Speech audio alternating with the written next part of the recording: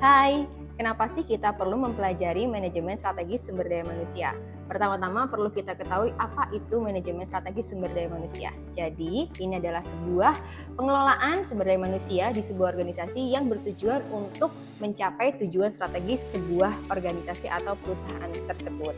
Ini melibatkan mulai dari perencanaan, pengembangan, dan pengelolaan sumber daya manusia dengan mempertimbangkan visi, misi, dan tujuan jangka panjang sebuah organisasi. Nah, berikut adalah poin-poin dalam manajemen strategis sumber daya manusia. Pertama, perencanaan sumber daya manusia. Ini melibatkan identifikasi sumber daya manusia saat ini dan yang dibutuhkan di masa yang akan datang, termasuk dengan perencanaan perekrutan, pengembangan, dan penarikan karyawan. Lalu yang kedua, rekrutmen dan seleksi, memastikan bahwa organisasi akan mendapatkan SDM yang memiliki keterampilan dan kompetensi yang sesuai dengan strategi perusahaan tersebut. Yang ketiga, pengembangan dan pelatihan. Jadi bagaimana perusahaan dapat mengembangkan dan melatih SDM supaya bisa lebih optimal. Yang keempat, evaluasi kinerja, menganalisis kinerja karyawan secara teratur, memberikan umpan balik dan mengidentifikasi area apa yang perlu ditingkatkan.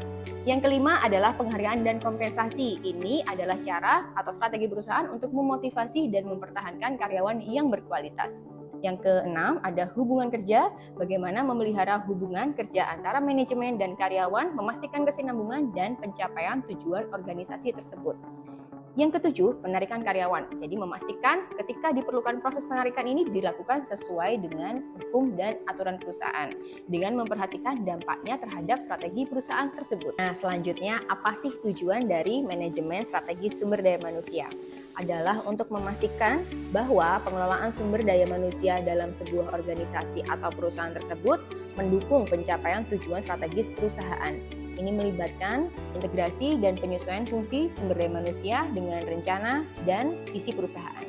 Beberapa tujuan kunci dari manajemen sumber daya manusia adalah sebagai berikut. Yang pertama, mendukung strategi organisasi.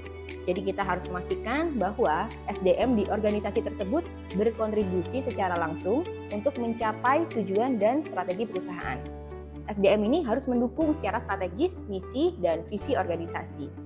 Lalu yang kedua, pengembangan sumber daya manusia. Jadi bagaimana perusahaan dapat meningkatkan kompetensi, keterampilan, dan kapabilitas karyawan agar sesuai dengan kebutuhan strategis perusahaan. Yang ketiga, perekrutan dan seleksi yang tepat. Memastikan bahwa organisasi atau perusahaan mendapatkan karyawan yang memiliki kompetensi dan keterampilan yang sesuai. Yang keempat adalah pengelolaan kinerja. Kita harus mengukur dan mengevaluasi secara berkala. Kemudian, yang kelima adalah motivasi karyawan. Menciptakan sebuah sistem penggajian dan insentif yang mendorong karyawan untuk berkinerja lebih optimal. Yang keenam adalah pengelolaan perubahan, sehingga SDM ini mampu membantu organisasi beradaptasi dengan perubahan internal dan eksternal yang mempengaruhi strategi perusahaan. Yang ketujuh, pengembangan budaya organisasi yang sesuai. Membantu membangun dan memelihara budaya organisasi yang sesuai dengan tujuan dan nilai-nilai strategis perusahaan. Yang kedelapan, mengoptimalkan penggunaan sumber daya manusia. Bagaimana perusahaan mengelola sumber daya manusia ini secara efisien untuk menghindari pemborosan sumber daya dan memaksimalkan produktivitas. Yang kesembilan, kepatuhan hukum dan etika. Memastikan bahwa praktek SDM sesuai dengan peraturan perundang-undangan dan etika yang berlaku dalam industri dan wilayah kerja perusahaan.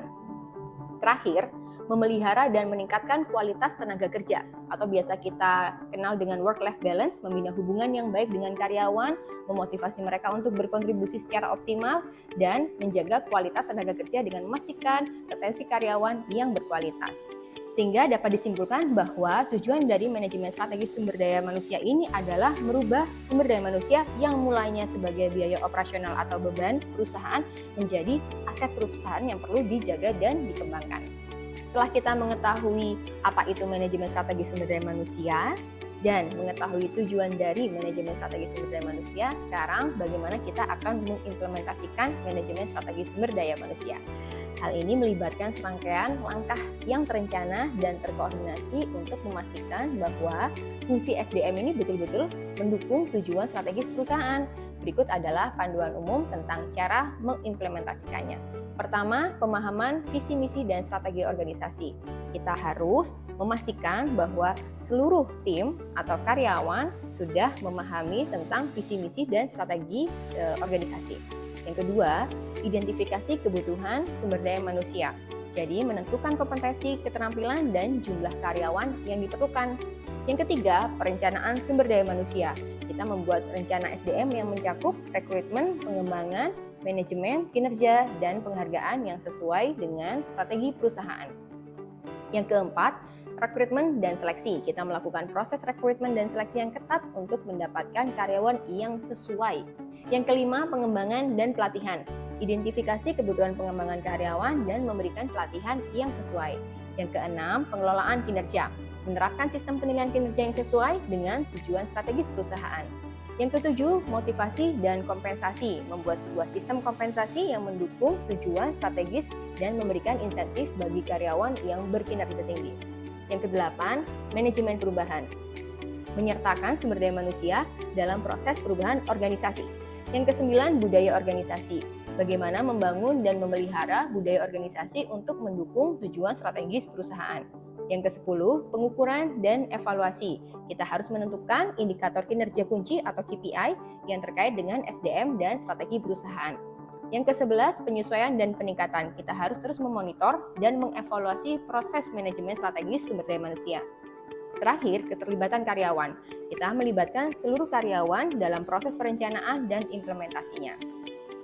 Kesimpulannya, implementasi manajemen strategi sumber daya manusia ini memerlukan komitmen dari seluruh karyawan atau tim di organisasi atau perusahaan tersebut, terutama manajemen senior, untuk memastikan bahwa SDM ini betul-betul menjadi mitra strategis dalam pencapaian tujuan bisnis.